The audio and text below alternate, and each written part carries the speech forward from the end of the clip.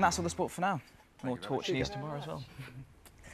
Well, it is the largest single sacking of troops for 20 years. More than 4,000 soldiers, sailors and RAF personnel will be handed redundancy notices later this morning. A third of them will be compulsory, and it's been confirmed that the Army's operational strength will be reduced from 102,000 to just 82,000 by 2020. Well, joining us now is Paxman, founder of the charity Taling2minds and a former SAS soldier. 20,000 soldiers to lose their jobs. I suppose some units will be lost or merged along that way. Will it become clear, do you think, by the end of the day, how the Army fares and who is going to go and who's going to stay? I think what we'll find is that there'll be a release of information over a period of time. Certainly today there's obviously 4,000 people being made redundant, a good 1,000 plus of which don't actually know that, didn't know until today that they were going to be made redundant. So they've got about 6 months now to prepare to move into civilian life. So in this economic climate, those people are going to face, some of them anyway, are going to face a fairly bleak future, aren't they?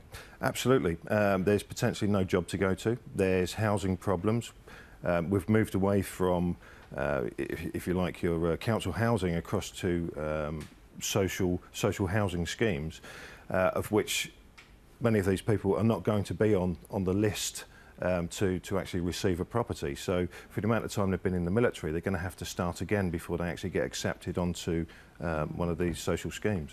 It's been suggested that some of them might like to take up opportunities in either the Royal Air Force or the Navy. Are there those opportunities, and how likely is that? I really wouldn't like to comment on that. I don't know enough detail about that. Yeah. It's also, I think, most people might think, can we afford to lose that number of service personnel from the Army? Well, to be honest, I don't think it's actually going to make much difference towards the security of UK, because we've got our security forces, UK, we've got the police and the intelligence services. Since 2001, we've lost around 55 people through terrorist incidents. Well, the actual casualty and loss of life in Afghanistan far outweighs that. So if we're looking at withdrawing from Afghanistan, the actual impact that it's going to have on the UK is absolutely negligible. Yeah, but you know, we are at the same time, we were in Afghanistan, we're in Northern Ireland, and William Hague was talking yesterday about the possibility, in a way, of sending troops to Syria. I mean, how far can these forces be stretched? Well, they can certainly be stretched if we're pulling back from Afghanistan. The actual numbers of territorials are going to be increased by, I've heard, 60% over the coming years. So there is scope to become involved in other conflicts and peacekeeping missions overseas. As territorials? As territorials, yes. And you help former personnel to adapt to life outside, don't you? Are you confident there will be enough help for them in dealing with that?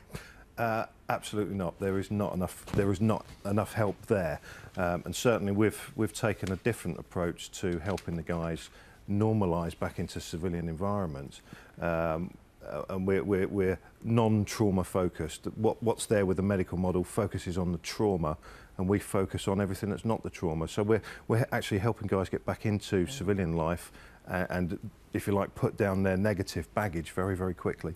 I wish you well. Thank you very much. 20 minutes past 6. Well, just a few weeks